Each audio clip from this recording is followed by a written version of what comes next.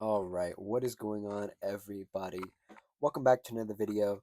Today, we're going to talk about the WNBA, do a little bit of a wrap up, talk about some teams. A team I really want to talk about in particular, the Chicago Sky, and talk about the Indiana Fever a little bit as well. They did play this past Saturday on 7th, so we'll talk about that game. Some missed opportunities for the Chicago Sky, talk about the standings, talk about some. Um, Not rumors, but like just stuff that's happening within the league. Again, do a little wrap up. Um, there hasn't been too much going on, but there's been enough going on. The WNBA and the NBA always have something going on, so I like to, especially during the beginning parts of a season and the middle parts of a season when um, there's not a lot of movement. There's just teams chugging along here and there. Obviously, some teams in the WNBA still undefeated. We might hit on those a little bit, but if you like what I have to say, like the video. If you have any opinions, comment it down below. And if you just like the vibes, consider subscribing. So yeah, let's talk about. Um, I guess I didn't really know how I'm going to formulate this. Let's just talk about the Chicago Sky because they're on my radar, and I've been doing some thorough research on them. I do want to say before I get any further into this video, it is very humid where I am, um, and my chair is squeaking, so I apologize in advance if you hear the squeaking in the background. I'm literally just trying not to move around, but I have to move around sometimes, so I apologize. Let's talk about the Sky, the Chicago Sky.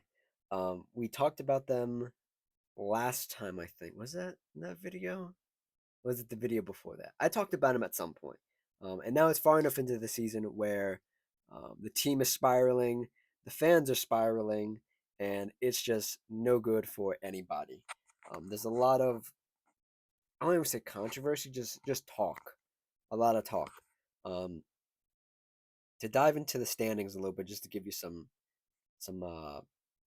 I guess what would you call it? Some context.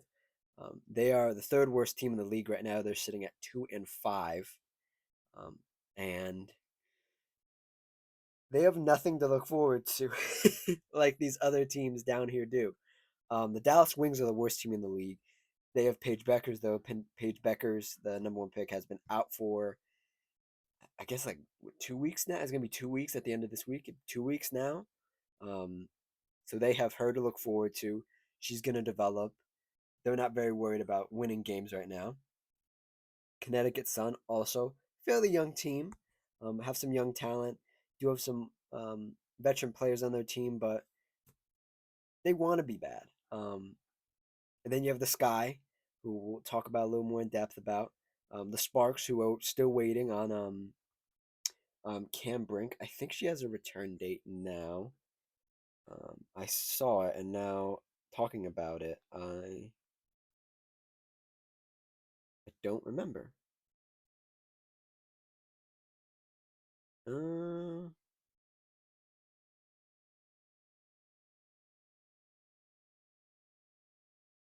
oh, hold on. I'm finding out new information as I record this.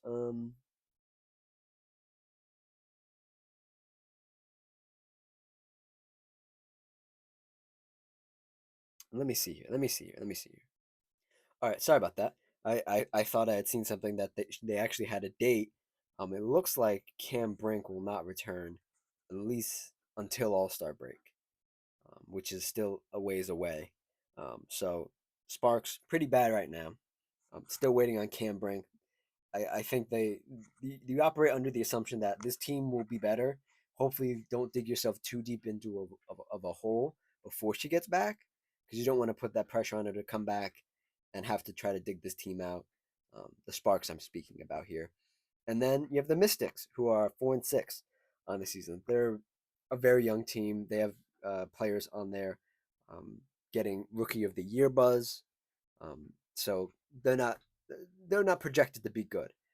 All these other teams down a little further down here, the Valkyries, the Fever, they're okay. They're around the middle of the pack. They're 4-4, 4-5 on the season. Nothing to worry about really. And we'll talk about the teams at the top and towards the end of the video. But again, I want to lock in on the Sky here because I have been monitoring the situation about the Sky, and it's not good. They did play the Fever after a strange week-long break. The Sky had because in the Commissioner's Cup, this was a Commissioner's Cup game, by the way. I should preface that as well. Um, they had a strange, like, 7-day break, the Sky did, because they had to wait for other teams to play on their side of their group. I don't know how it works really, but they couldn't play a game till the other teams played their game, and um, they had to wait, and it was a 7-day wait. And between that 7-day wait, um, they obviously weren't prepared to play this Indiana Fever team, who was down a lot of manpower. Um, Head coach Stephanie White was out for personal reasons. She was not at the game. Interim head coach did step in and coach a pretty solid game, I would say. Um, no Caitlin Clark. She is still, um, I guess, day to day. There was some footage of her working out, doing some on the court stuff recently, so she should be back soon ish. They were also down Sophie Cunningham, the Indiana Fever were, and they were just down a lot of power. And you would think, a reasonable person would think, oh, if I'm a Sky coach or somebody on the Sky, I would think, oh, this is our chance. We can jump on them. We can beat them, right? Because they're down a head coach. They're down a bunch of players. Like, we can beat them, and you're essentially at full strength. And that didn't happen. The Chicago Sky lost this game 52 points to the Indiana Fever 79, and it wasn't even close. Um, I would like to also say that the Chicago Sky did sustain a major blow during this game. Courtney Vandersloot, I believe two-time WNBA champ, all-time leading franchise scorer for the Sky, um, was almost the all-time assist leader for the WNBA. She was about maybe 2 seasons away from getting that. Um, she went down with an ACL injury um, about 5 minutes into the game. Um, I was doing something else, and I looked up because I had the volume on low, and they said Courtney Vandersloot's down, and I look, and I didn't actually see the play. I just saw her grabbing her knee, and I was like, oh no, that doesn't look good.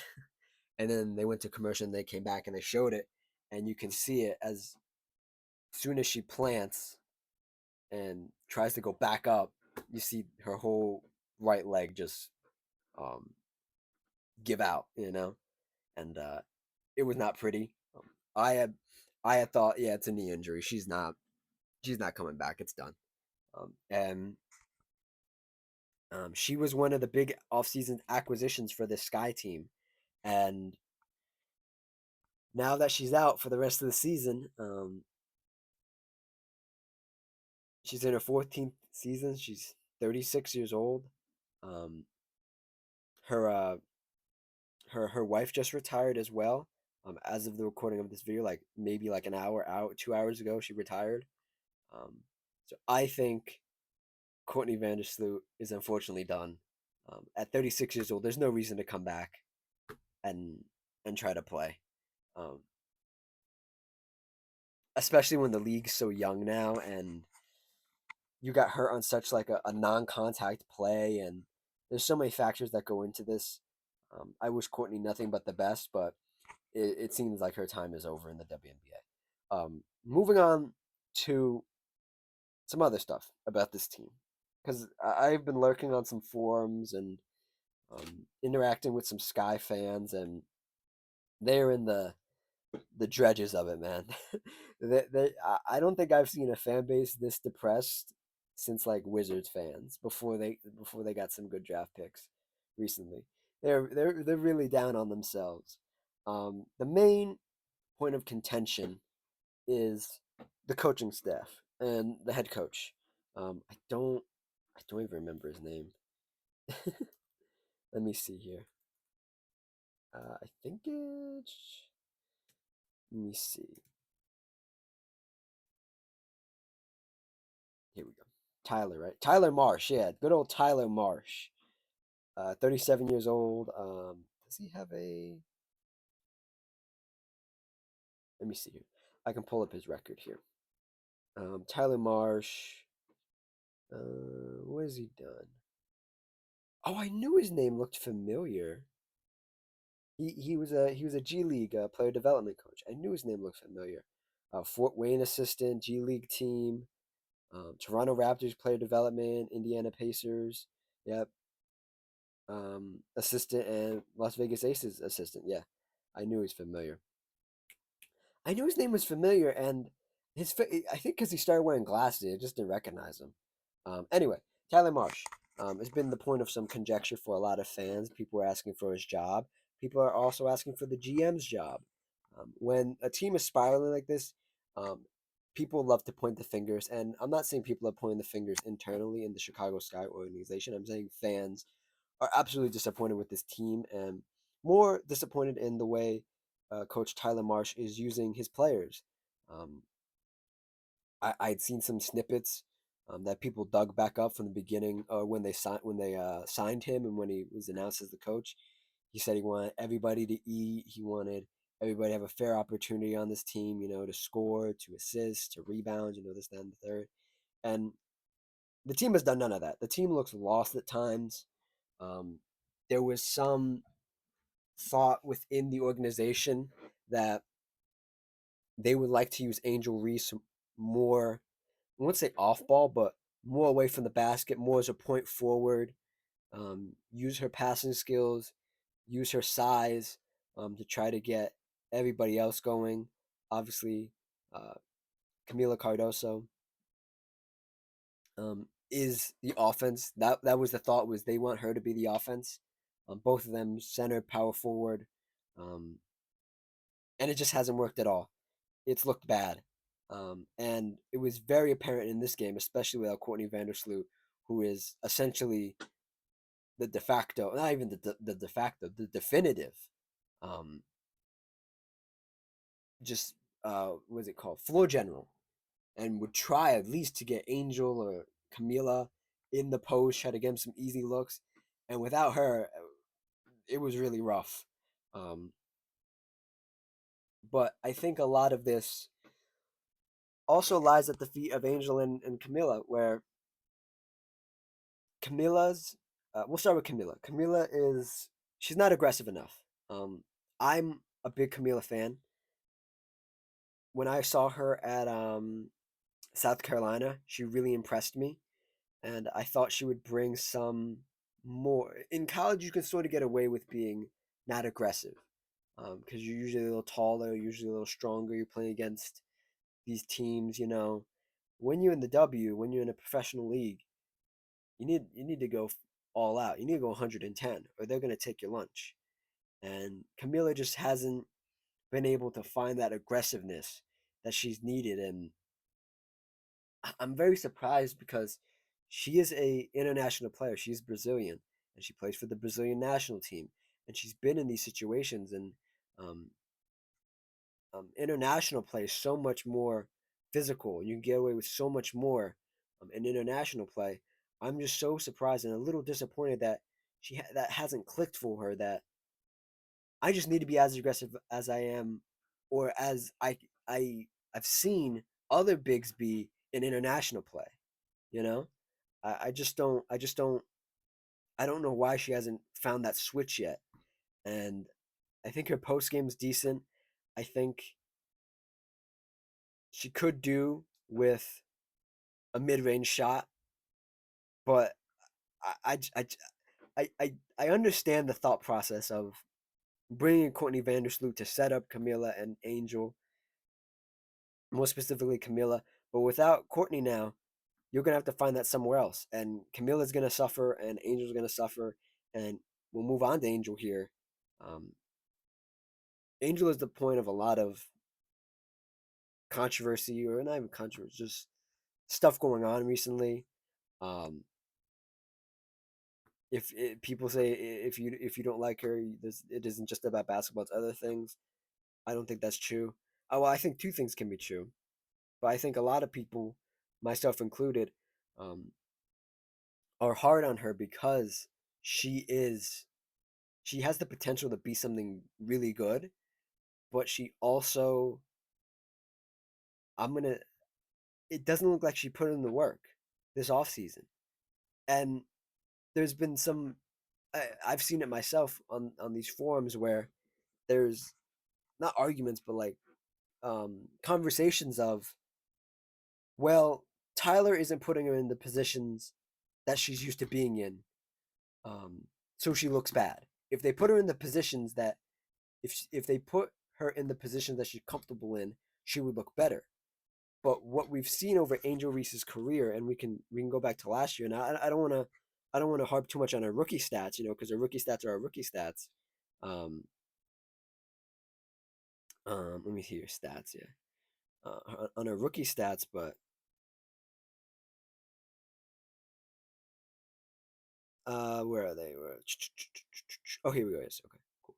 I don't want to harp too much on our rookie stats because your rookie stats are your rookie stats. There's always room for improvement. Um, but going from this is only 2024 to 2025, last year and this year.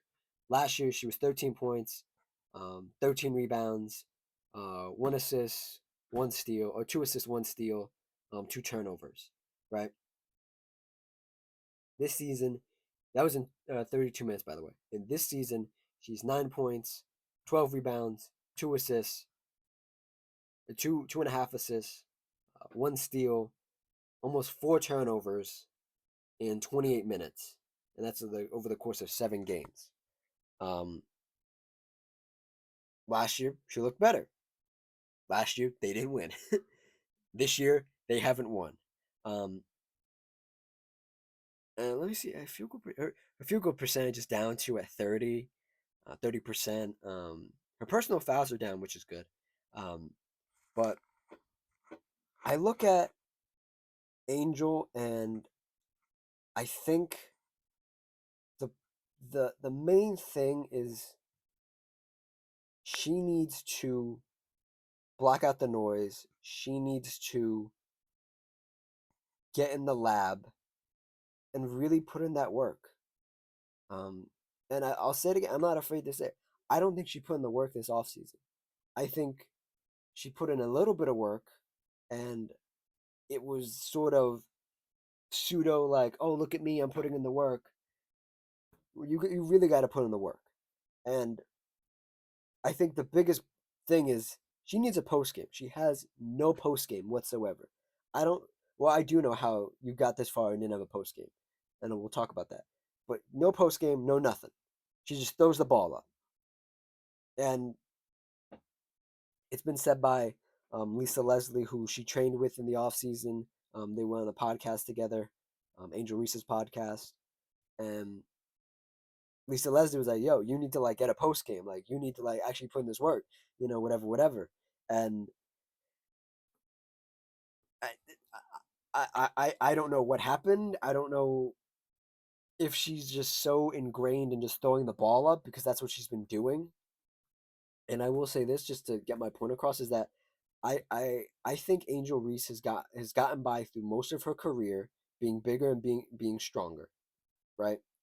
And it's the product of the AAU and um what was it called? NIL college era where you don't if you don't like what somebody says, you switch teams. If the coach is using you wrong, you switch teams. If you want to play a certain way and the coach doesn't want you to play that way, you change teams. If and in in those situations, it used to be, well, I'm stuck with this coach. He might get on my nerves, she might get on my nerves, but they want me to be better. Angel has never been pushed to be better because she's always been just good. She's been good at things and she's been great at things. She's great at rebounding. But you need to look yourself in the mirror and say, I need to do better for myself and I need to really put in this work. Because there's also been, I saw a thing where it was like, Angel Reese is not a superstar by merit. By merit, she's not a superstar compared to her contemporary. She's not a superstar. She's just a WNBA player. and that's fine, right? That's fine. There's nothing wrong with just being a WNBA player. But for people to act like she's a superstar, and for people to act like she um, is this already great player when she has so many flaws in her game is concerning, because it backfires over and over and over again. If you just say she's the WNBA player, these stats aren't bad. These stats aren't bad. Like 13, I'm talking about last year. This year, obviously, they're down. Like I said, 13 points, 13 rebounds, one steal. Those are decent. Um, those are decent numbers. But to be to be in this situation, and to be in Chicago, 'cause Chicago's been dysfunctional for a little bit here, as I've learned through doing some research. Is I don't know. I feel like I'm talking in circles at this point, but I just feel like Angel and Camilla have been sold a raw deal, and I I'm always for letting the coach run it out, in the sense of the first year is going to be bad. It's supposed to be bad, right? Or it's supposed to be okay, just middling, right? Just mediocre. Let him run it back a second year. If he's doing the shit again, just can him, because he's obviously not the guy. And the GM did him no favors by constructing this team the way they did. And they don't have their draft pick this year. It's going to go to another team. I forget which team it is, but it's going to another team. And they're stuck. And they're going to have to convince free agents this off season, to want to come to Chicago. If I'm if I'm if I if I was a player, I wouldn't want to come to Chicago. It's a mess. It's a mess. This is what you do. If this is what you do when you put rookie players and sophomore players in bad situations, and you ask them to do things they aren't comfortable with, or you ask them to do things they aren't familiar with, make them look bad, make yourself look like an ass. I'm talking about the coach, and the GM look bad because you have no backup plan. You thought, oh, this team's going to be healthy the whole way through. Now you're out Courtney Vandersloot. Now you're just stuck with. You're going to have to throw Haley Van Lith, your draft pick this offseason, this draft, into the fire. She's just going to have to be tossed into the fire, which is not the plan. Even when I previewed um, the Chicago Sky taking Haley, I said it's going to be very important for Courtney Vandersloot to mentor Haley Van Lith. Courtney Vandersloot is going to be dealing with her own stuff. She's going to be dealing with rehab. She's going to be dealing with all this other stuff. She's not going to be there to help Haley Van Lith like she would have if they would have played the whole season together. It's a mess. It's really bad. Let me look through um, some more stuff here, and let me see if I can find anything else before we move on. Give me 1 second. I guess we could circle back to this point where I was trying to get to, and I think I talked my way out of it, was Angel not being put in the situations that she's comfortable in, and not being able to duplicate these numbers that she had last year because of Tyler Marsh's offense. I think this is just a thought. I think Tyler Marsh is trying to put Angel in situations so she can get better, but in the course of trying to make her look better, she's having to play in these big games, these nationally televised games. They play New York tonight on ESPN. The Chicago Sky do. Um, it's made her look bad, but to the point I was trying to make was she looked bad last year too. You can brush it under the rug. Oh, she's a rookie. Just give her some time. She looked bad doing what she was comfortable doing. She looks bad doing what she is uncomfortable doing. The point is, she needs to improve. And she needs to improve to such an extent that she needs to be able to do more than just rebound. And people just love to say, "Oh, she's a great rebounder. She has more rebounds than points, by the way, just for the record. Um, she's a great rebounder. She's this, she's that." I don't think she's only great at one thing. And I had this argument. I literally had an argument with somebody saying, "If you tell me that she's going to be this same player, this exact same player right now, for the entirety of her career and not improve, you you just shouldn't be a WNBA player. And there's been other people that have been way more harsher than me that say she just shouldn't be in the WNBA period because she a lot, and this happens with the NBA players too. You're enticed by the thought of being a professional player because of the things it brings you, not because you love basketball. And Angel has never showed me that she loves basketball yet. And this goes for, I can say this about NBA players, about anybody. I have a whole list of people that I can tell you that don't love basketball. When you don't love basketball, you don't want to improve. When you don't want to improve, you make yourself look bad. And when you're on a bad team and you look bad, it looks even worse. That's what I was trying to get at here. Um, yeah, I think that's it. All right, let's talk about this game a little bit, and then we'll talk about some other stuff going on, and then we will get out of here.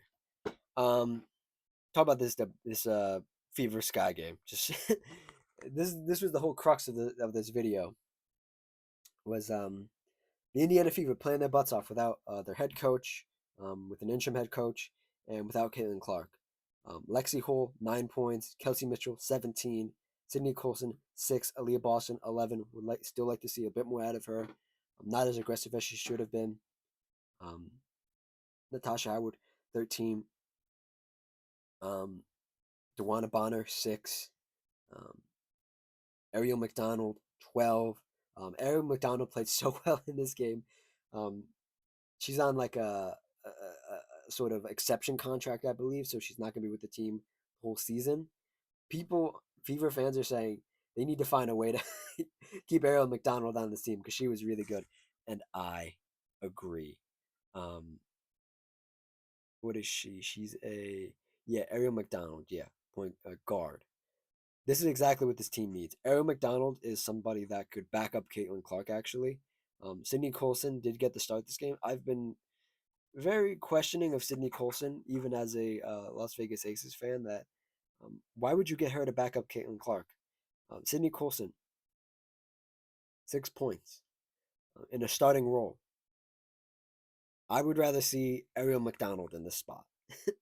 I'm not even gonna lie to you. Just after one game, just one game, I'm like, yeah, put her in the starting lineup. um, but yeah, this Fever team came out really good, really composed. Um, Obviously, I think the biggest turning point was Courtney Vandersloot going down. It was a pretty tight game up until that point, and then the offense fell apart even more for the Chicago Sky. Um,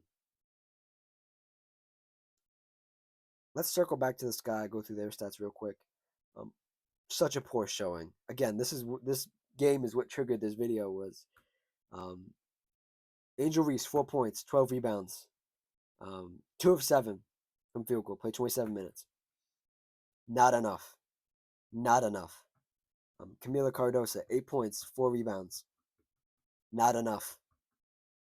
Courtney Vandersloot, 2 points. She was out though for majority of the game. Kia Nurse, people were people people people were so mad that Kia Nurse is still starting. I think Kia Nurse is a nice player. She ain't that nice to start. 3 points, 1 of 5 from field goal, 1 of 3 from three. Ariel Atkins did not have a good night. Um, Ariel Atkins is another one who suffers from Tyler Marsh's incompetence, where if somebody else isn't going on this team and Ariel Atkins can get somewhat open shots, then she has no bag. She has nothing else to go to. 4 points on the game.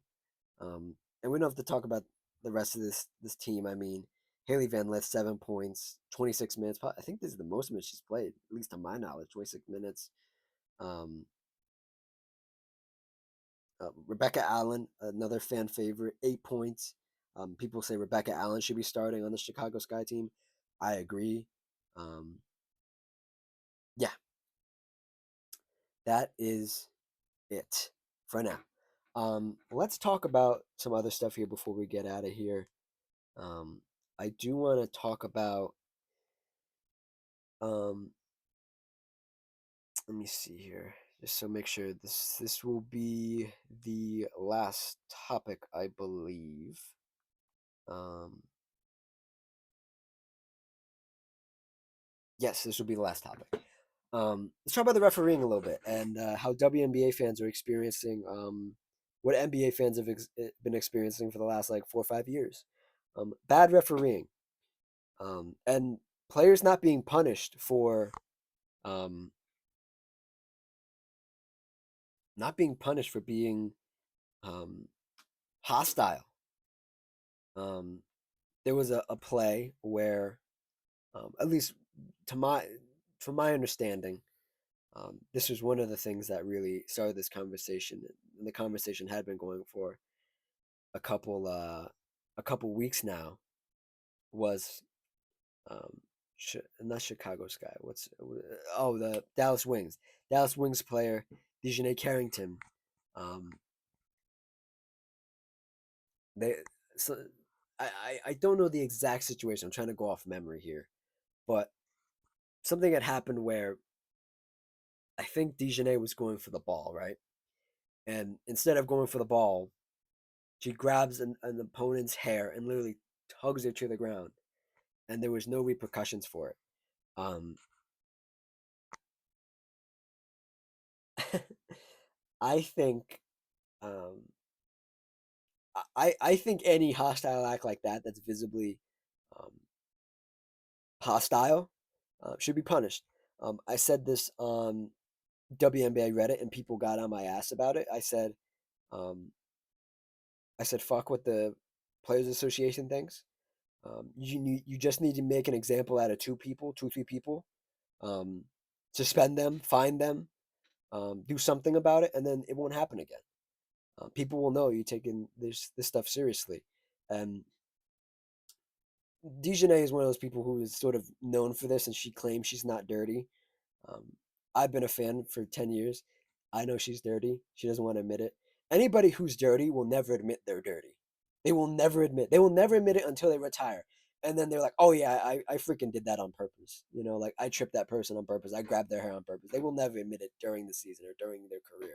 It's usually after. Um, but more to the point of the refs being bad, and what is it? Los Angeles Sparks guard Kelsey Plum talked about this as well, and Asia Wilson has talked about it as well. Um, where the refereeing and everything has been questionable this year. And let me tell you something, man. Um, Refereeing is not in a good place. As a whole, like for basketball, it's not in a good place. It's been the same people. It's been the same group of people. The same, I would say, like what do you call it? Like proteges and people learning from other people for so many years. And the WNBA takes refs from college, from the NBA, from all walks of life.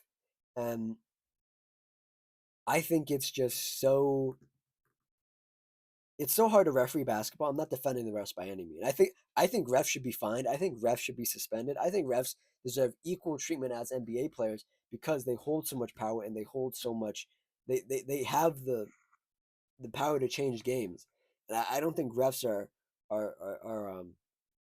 held accountable enough. But I will say it's hard to referee an NBA game, WNBA game. But I also think you need to, how do I even say this? You need to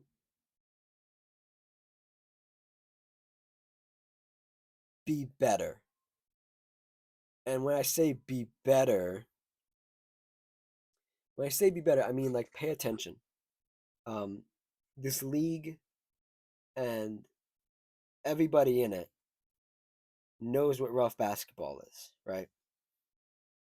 Rough basketball shouldn't be the selling point of your league. Shouldn't be the selling point of anything. Um, I think you need to be very mindful of where your game is going, what players you have in your league now, the longevity of those players, the longevity of every player, and not to put players in jeopardy. Um, because you can blame the player for being dirty, you can blame their whatever for being a hard screen. We all hate reviews and watching the refs go to the monitor, look at it for like 10 minutes, come back and say, there's no foul on the play. Um, we all hate that. But I think WNBA is making a big mistake by just letting the league be physical as it is still, without any repercussions. Like, hey, you want to be rough? You can be rough.